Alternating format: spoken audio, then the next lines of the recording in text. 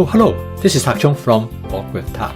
Welcome to my YouTube channel. If you enjoyed this video, please like, subscribe, and share. I would like to use this dish to demonstrate the simple application of template-based cooking. I recently found a teriyaki sauce at Aldi and I used it to cook a chicken teriyaki dish. I cook this dish exactly the same way as I cook the chicken teriyaki dish, except I substitute the chicken with pork. So with this simple substitution, you can create a dish with an entirely different characteristic.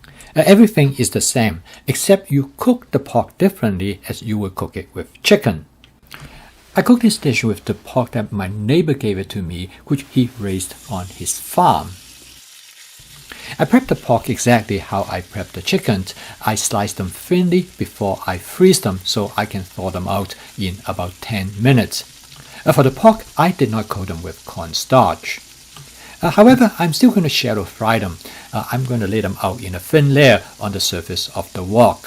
From my past experience, pork tastes really nice when you brown them.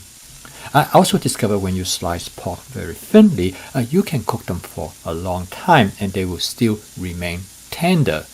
This Cucina 14-inch wok does a very good job. It holds the heat really well so that you can brown the pork well.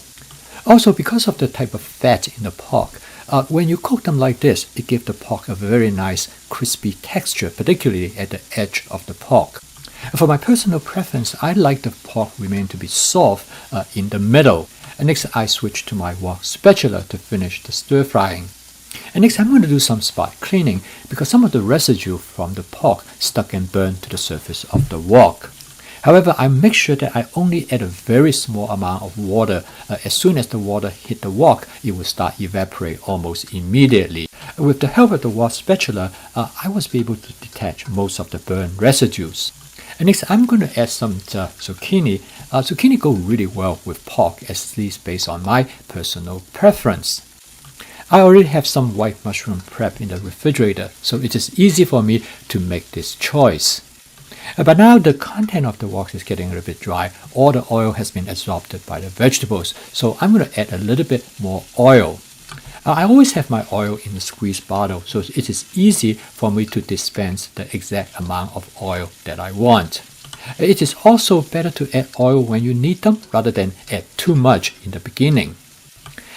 Advanced prepping makes cooking this dish very easy because I already have the zucchini and the mushroom cut up ready to go.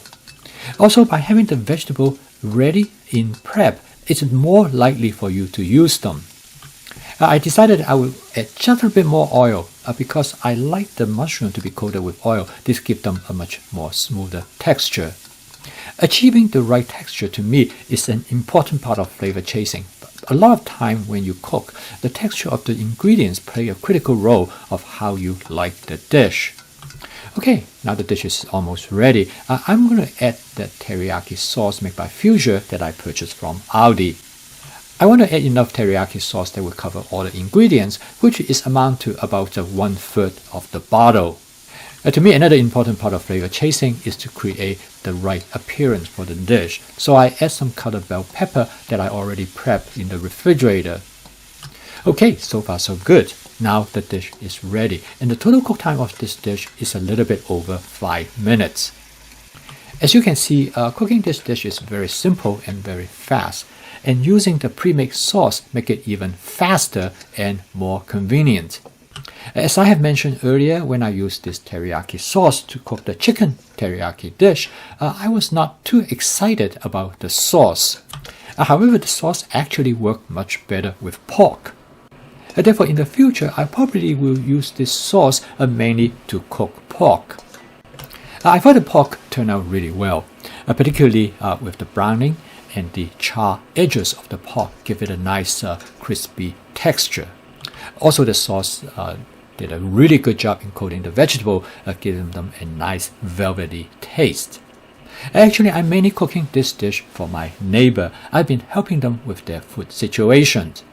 My neighbor has been very nice to us. They have been giving us pork all along, and now they're in a situation that they need some help. I'm glad that I'm able to do this for them. I'm glad that my cooking can serve a purpose like this. Quite often a dish like this with a heavy sauce, they leave residues on the surface of the wok. So I put the wok back onto the stove and turn the stove up to high and add water to the wok. This action is an example of spot cleaning. And once I did that, I take it to the sink. I'm able to use my wok brush to clean it. In less than 30 seconds, I'm able to clean off most of the residues. I then switch to a green scrub sponge to clean off the rest. This is how I normally keep my wok clean, very simple and straightforward. And this is one of the main reasons I like my stainless steel wok, because I can keep it really clean. Thank you for watching. If you enjoyed this video, please click like, subscribe and share. I'll see you next time.